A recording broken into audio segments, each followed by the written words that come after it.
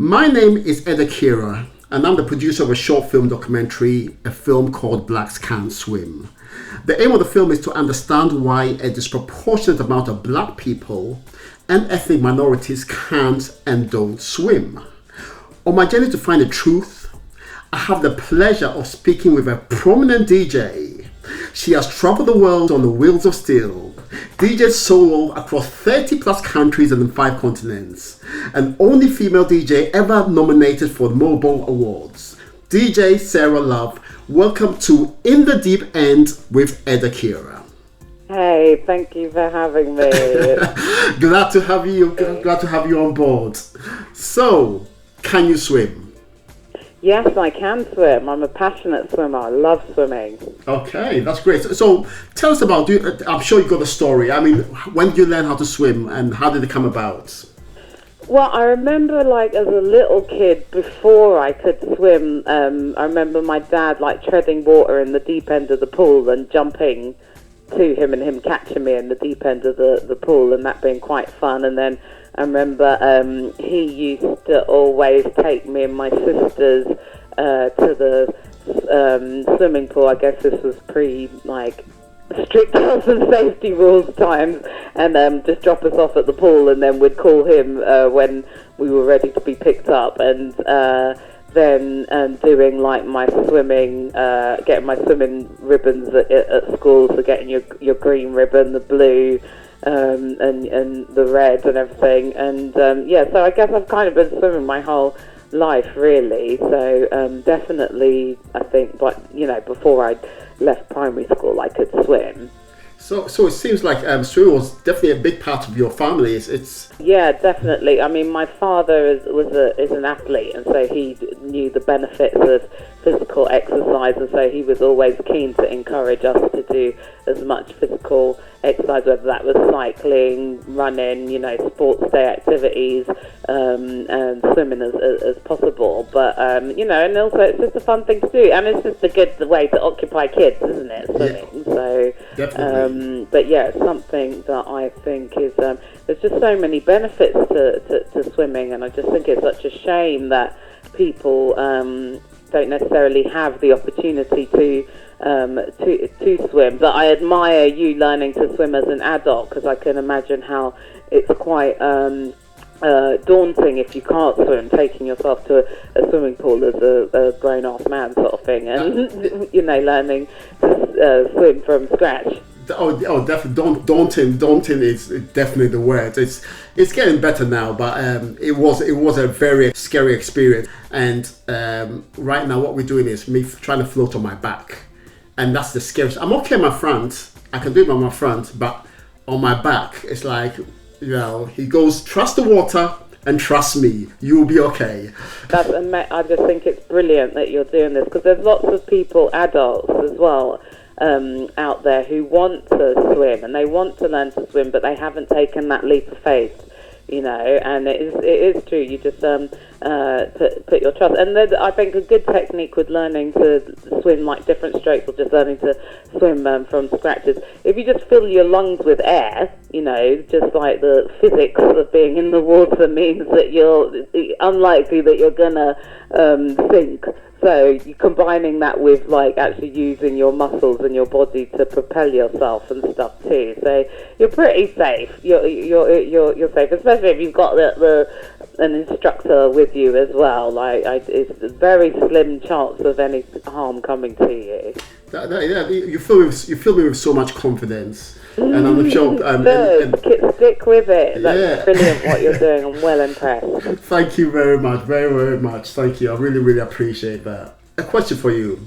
So, do you see a difference in attitude in swimming between your black and ethnic friends and your white friends?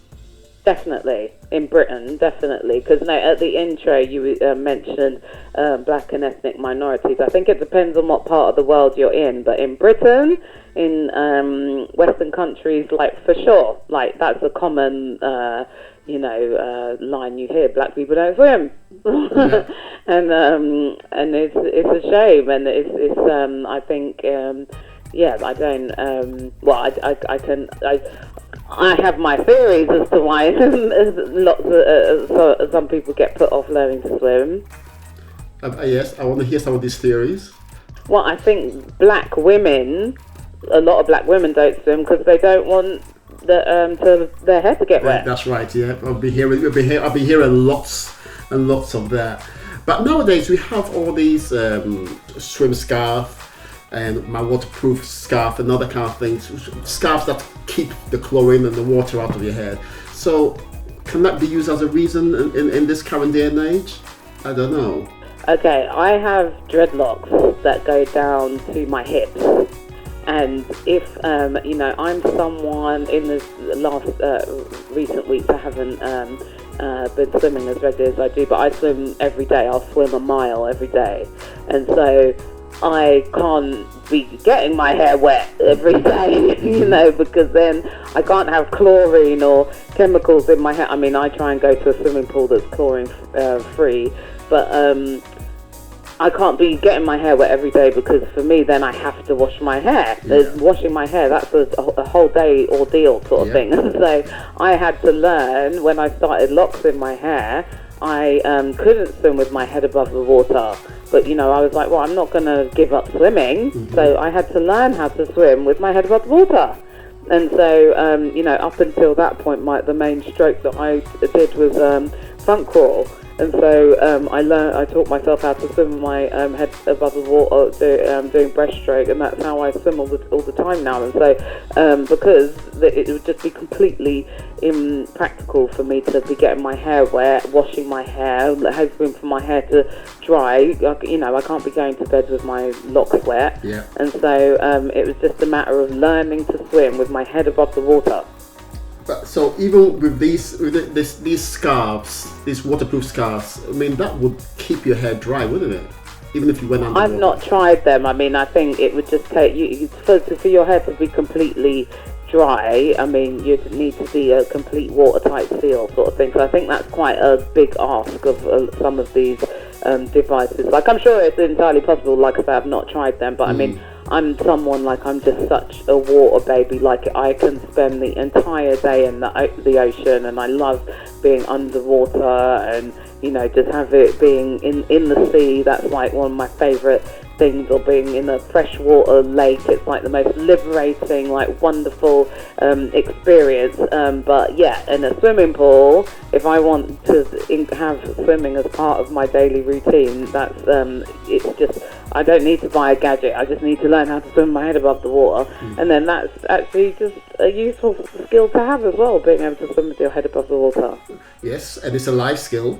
Exactly, and that's why I say it's not just about, black women don't want to get their hair wet. It's also about, policies and approaches in society that we have to swimming, because when you go to countries like the Netherlands, there's a lot of water in Holland. You've got canals everywhere, there's rivers, it's a country with a lot of water, so there's a high priority that is given within school curriculums for children to swim, and you actually have to, I think, you have to, you do swimming diplomas at school, and because it's just a matter of safety.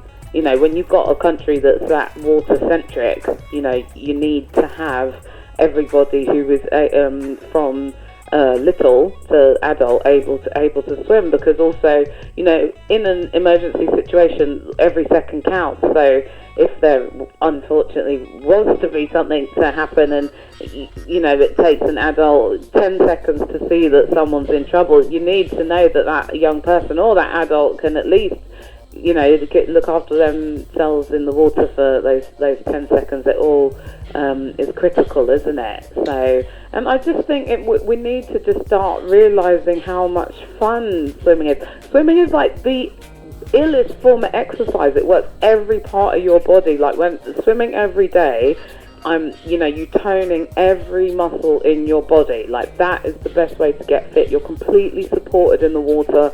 So it's very difficult to do yourself any kind of injury. And so, you know, if you want to get really toned and look great, so if that's the way to sell it to people is on an aesthetic level, then swimming is great on that level too. So it's like a safety thing, just a life skill thing, as you're saying, building confidence, and health and fitness. And you know, it's a low impact sport too, so it's very difficult to injure your joints in any kind of way as well.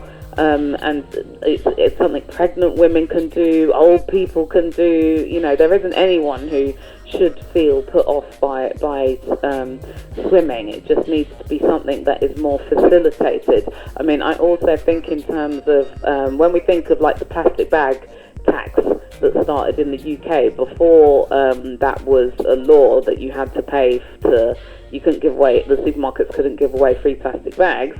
You know, people were just willy-nilly using bags, taking bags, not even thinking about it. But as soon as we had legislation around this, instantly, overnight, everybody's become very aware of their plastic bag use. And so if we make this kind of awareness but around swimming, you know, it will just be a given in society that everyone swims. And, you know, countries like the Netherlands, in terms of their competitive swimming achievements and stuff, they're a high-ranked nation. You mentioned policy. So, from a cultural diversity point of view, it's clear that we don't swim. The ethnic minorities, especially blacks, we don't swim, and definitely not as much as we should do. And as a result, we are more likely to drown. And Africa has the highest drowning rate, followed by Asia. Is there any responsibility that should be taken by the government, the education system, and the media? What's your thoughts on that? Well, it's difficult, isn't it? Because, like, right now in the UK, for example, we're living, thanks to 10 years of a Conservative government, we're living in austerity. So things that are cut straight away is stuff like funding to the arts, and funding to extracurricular activities like sports and things. So there isn't or funding to swimming pools. I mean, like I say, when I was a kid, there were more there were way more swimming pools in the area that I grew up in than there are now. And so we need to have funding for swimming pools so this is accessible to everybody in society. It would be a lot to expect that the government would make it so everyone can go swimming for free. I'm realistic about it, but I just think it needs to be something that is cost effective for the average family. Like if you've got 3-4 kids, you know, and it's costing the best part of a tenner to take each child, then that's a major day out. That's not realistic. Like, we need to make it so it's something that is easy to get to, you know, that there's a swimming pool in your local area and it's affordable. So I just think in terms of the backing, financial backing, and that governments and local authorities can do for swimming pools, like that is an essential part of it. And so that's a good reason to end austerity and not vote for the Conservatives. Yep. But that's another story altogether. And role models. I strongly believe that you can't be what you can't see. Oh, hell yeah. Like, I mean, I agree with you. It's monkey see, monkey do, isn't it? Mm-hmm. And so we need to set precedents. And I just think in the same way as there are young people these days who have grown up seeing Serena and Venus Williams smashing like every international tennis tournament and some of the most successful athletes in the world today, like definitely that has inspired people, young black people to get involved with tennis. And, you know, there's obviously the old ideas of lots of young black men, they aspire to be, you know, a musician or athletes because these are the, you know, footballers or something, because these are the role models that they have grown up seeing. So I think for sure, as soon as I just definitely think also, as soon as it becomes a completely normalised thing to see black people involved in swimming in like high profile positions in society, black people are going to take over swimming, man. Like, we're going to run swimming, competitive swimming. Oh, I just feel so excited just hearing you say that.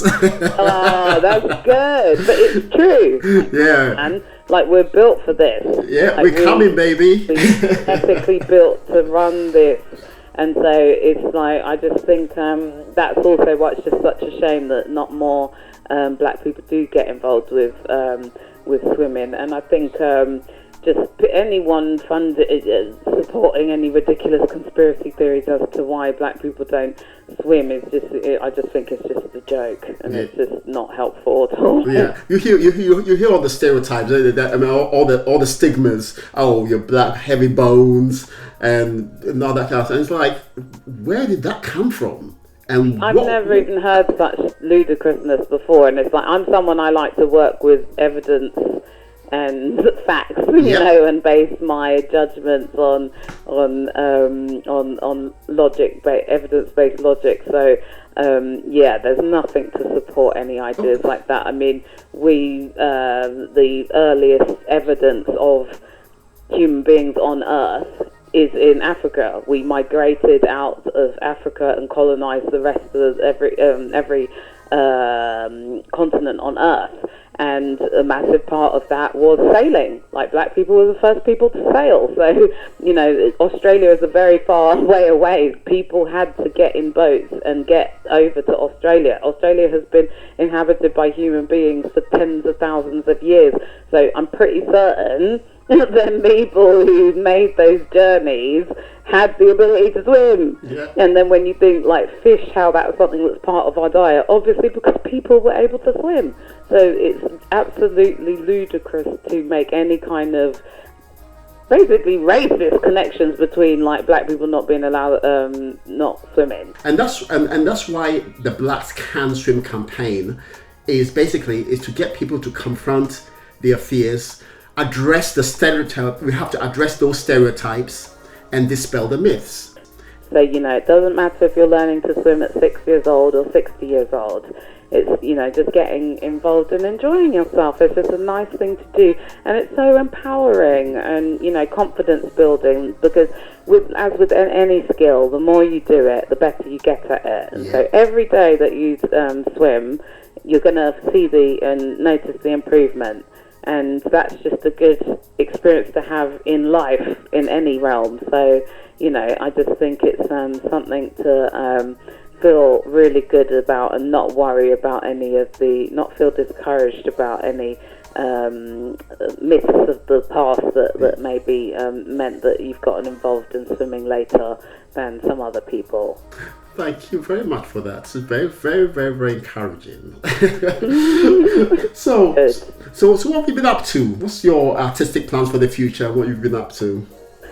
Well, my artistic plans for the future, I mean, I've been DJing professionally now for 20 years, and realised in this last year really how my entire life has kind of been dictated by my career. I've had a very privileged career that has taken me all over the world, and I've managed to, you know, meet so many different people and do so many different things within the field of radio, television, broadcasting, you know, live performing, clubs and festivals and things like that, you know, but I'm a real multi-faceted person, and so there's many other things that I have to achieve with the limited time that I have left on Earth. So I'm making sure that I'm working on this to-do list. I come from a live music background, and I was making music a long time before I was a professional DJ, so that's something that I have neglected as my career kind of snowballed into what it's become, kind of thing. So I definitely want to nurture, take the time out to nurture some of these other areas of my artistic self in musically, and then I mean there's so many other things that I'm interested in just studying as well, in science, in writing, in history, in politics, in all manners of life experience. So there's a lot to do and not a lot of time. So well, good on you. And I know, judging by your track record, you will definitely succeed in everything that you wish to do and you want to do. You've got the drive. And then you'll definitely do it. Bless you, Ed. But likewise, sounds like you're on it. Yes, yep. I'm on it, and I ain't gonna stop until we all swim in. There's gonna be a whole generation of us swimming. They better start building some more swimming pools because we're coming. Yeah, honestly, we need more pools. Yeah, break my heart because there's lots of people who want to swim, but they haven't got a pool near them. Yeah, criminal, really. I know. So, but no, I really respect what you're doing, and I appreciate what you're doing because, like I say, I'm passionate about swimming. It's something that I just find very meditative as well, and it's good for you. And so I just really appreciate anybody who's trumpeting the benefits and promoting swimming. Yeah, and it all starts at home, isn't it, with the example that you're going to set to your daughter, and your daughter's learning to swim and everything too. So keep up the good work, Ed. Thank you very much. And together we will make a difference, I'm pretty sure. And like I said, figureheads like yourself expressing your views on swimming will encourage many, especially the younger generation, to pay attention, at the very least as a life skill, and help eradicate the issue with stereotypes, the myths, and more importantly the high drowning rates. So thank you very much, and keep in touch. Oh, you're very welcome. Keep up the good work.